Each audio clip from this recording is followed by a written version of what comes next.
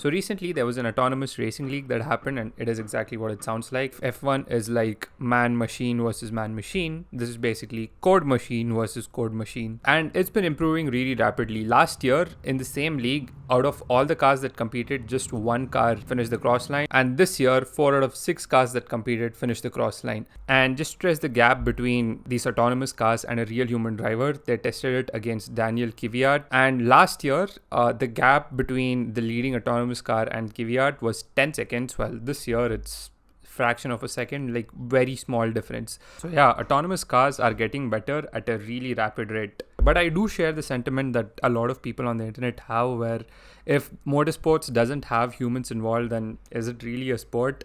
But the league's argument is you can basically use these circuits as like a testing ground and a training ground for real data for autonomous cars. So I feel like that's really a cool part. Also, I remember that car that just lagged behind Daniel Kvyat by like 2 seconds. That car was number 33. At this point, the story just writes itself. That's about it. Bye.